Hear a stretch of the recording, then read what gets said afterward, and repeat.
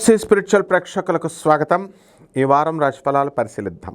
ఓం హ్రీంకారాసన గర్భితా నలసికాం సౌహక్లీం కళాం బిభ్రతీం సౌవర్ణాంబరధారిణీం వరసుదా ధౌతాం త్రినేత్రోజ్వలాం వందే పుస్తకపాశమంకుశధరాం స్రగ్భూషితాముజ్వలాం త్వాం గౌరీం త్రిపురాం పరాత్ప్రకళాం శ్రీచక్ర సంచారిణీం. ఓం శ్రీ బెజవాడ కనకదుర్గాదేవ్యై నమః. మనము ఈ వారంలో ఉన్నటువంటి గ్రహ స్థితిగతులను మనం ఒకసారి చూద్దాం.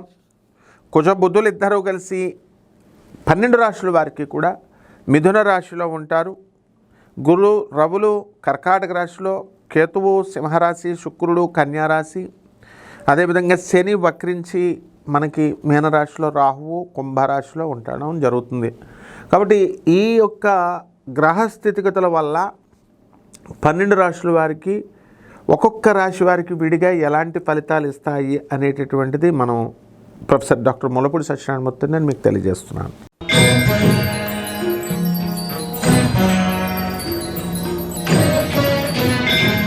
వృషభ రాశి, ఈ రాశి వారికి అందరికీ కూడా మనకి అనేకమైనటువంటి లాభాలు కలుగుతాయి. ఆదాయంలో విపరీతమైన ఆదాయం, ఆ తర్వాత విపరీతమైనటువంటి చెడ్డ పేరు కూడా ఈ వారంలో వీళ్ళకి రావడానికి అవకాశాలు ఉన్నాయి స్త్రీల వలన. అలాగే ఇప్పుడు చూడండి, మొన్న ఐపీఎస్ ట్రైనీ అతను చక్కగా జాబ్ కానిస్టేబుల్ నుంచి స్థాయి నుంచి ఐపీఎస్ అయ్యాడు. మరి తోటి ఐపీఎస్ ట్రైనీ లేడీ ఆఫీసర్తో వ్యవహారం పెట్టుకున్నట్లుగా మనకు వార్తలు వస్తున్నాయి.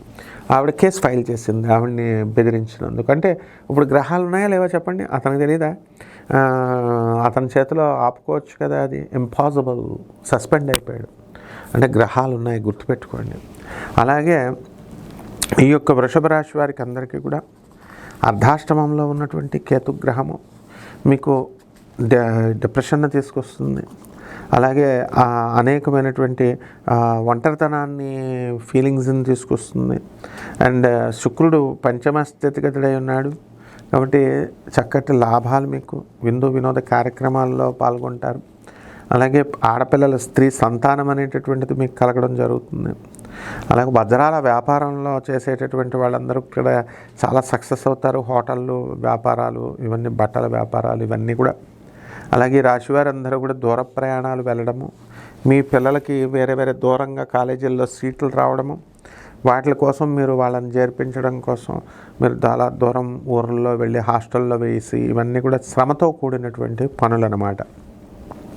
అధిక ధన వ్యయము ఉంటుంది. అయితే మానసిక తృప్తి అనేటటువంటిది కొంచెం మీకు వస్తుంది. మనకి ఏదో ఒకటి సాధించాములే అనేటటువంటిది.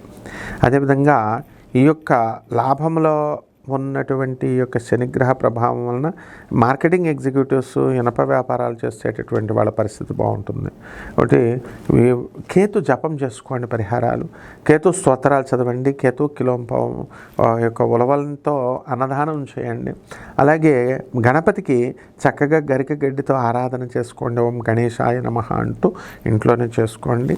అలాగే గణపతికి చక్కగా దాన ధర్మాలు, పేదవారికి గణపతి పేరు మీద అనాథలకి, వికలాంగులకి, సాధువులకి దాన ధర్మాలు చేసుకున్నట్లయితే బ్రహ్మాండంగా ఉంటుంది. శుభమస్తు.